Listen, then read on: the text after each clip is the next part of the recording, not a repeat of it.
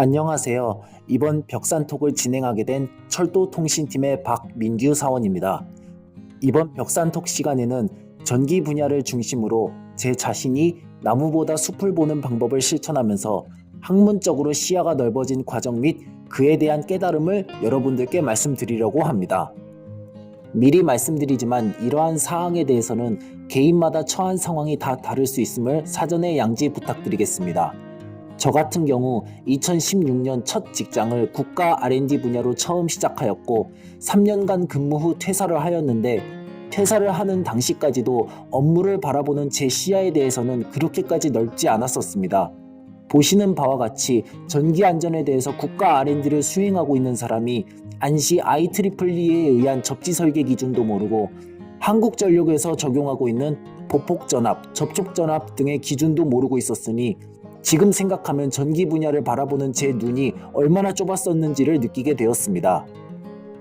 그러나 첫 직장이었던 연구직을 퇴사 후 기술사 응시 자격을 갖추었고 기술사 공부를 착수하면서 여러 권의 책을 읽어보면서 제 시야에 변화가 생기기 시작하였습니다. 전체적인 시각이 갖추어지게 되니 위와 같은 질문에 대해 답변을 하기가 쉬워졌습니다.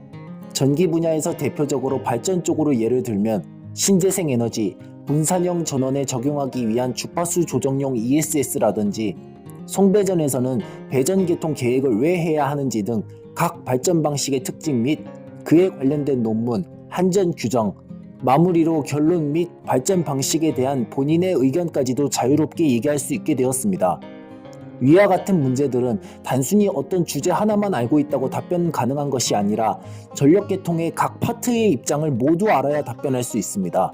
즉 발전 사업자, 송배전 사업자, 수용가 측면, 에너지 저장 설비의 측면 등 모든 파트의 입장을 알아야 합니다.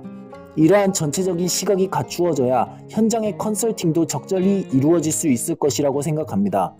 단순히 기술사 문제로 예를 들었으나 간단히 말씀드리면 전력계통에 대해 전체적으로 봐야 저런 답변들이 가능하다는 것입니다. 이는 곧 주제에서 말씀드린 것처럼 전기 분야에서 나무보다 숲을 보게 된다는 얘기입니다. 신입의 입장에서 나무보다 숲을 보기 위한 방법들은 다음과 같은 방법들이 있습니다. 첫째, 각 분야에 대한 SCI 논문을 읽기. 둘째, 국내 논문을 통하여 각 분야별 신기술 동향에 대해 학습하기. 셋째, 시사 논문을 읽음으로써 자신이 종사하고 있는 직무 분야에서 현장에서는 어떤 문제점 등이 있는지 파악하기 등이 있습니다. 위에서 말씀드린 특정 부분보다 전체를 보는 방법을 실천하면 어떤 공정에 있어서의 전체적인 사이클이 지금 보시는 슬라이드처럼 한눈에 그 과정들이 보이게 됩니다. 필자의 경우에는 연구직 하나만 보고 왔었습니다. 그래서 과거 쌓은 연구직 경력과 전기 분야의 전문 지식 등을 결합하면 다음에 연구직으로 가면 더 잘할 수 있겠다고 생각하였는데 실제 저에게 처한 상황은 그렇게 녹록치 않았습니다. 2016년 처음 회사에 입사했을 때와 느낌이 똑같았습니다. 벽산파워에 입사한 이후 철도 통신에 관한 초급 사업 관리 업무를 진행하면서 처음 경험해보는 업무들이 거의 대부분을 차지하고 있습니다.